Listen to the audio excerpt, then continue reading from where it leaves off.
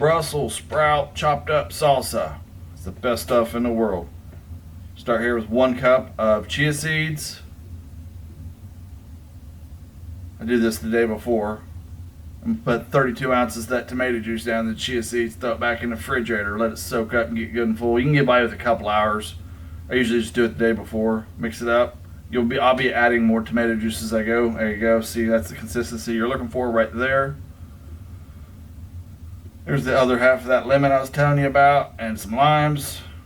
I don't get picky. Pick one or the other if you're OCD about it. I don't care. Zero waste. I'm gonna zest everything in there instead of throwing it away. There's good nutrition in that.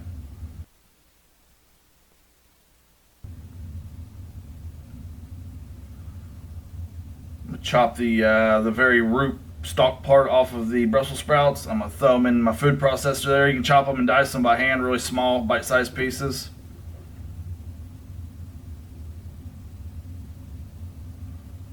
Throw some jalapeños down in it.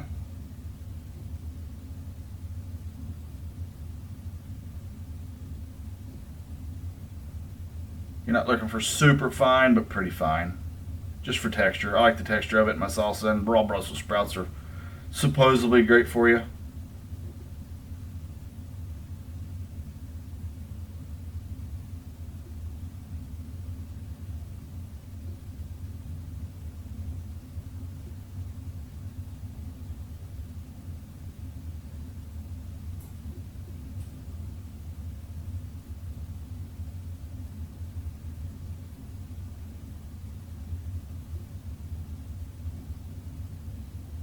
Diced tomatoes, fire roasted salsa, diced tomatoes.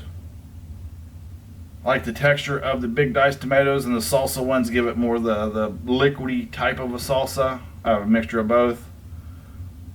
Turmeric, ginger, salt, pepper.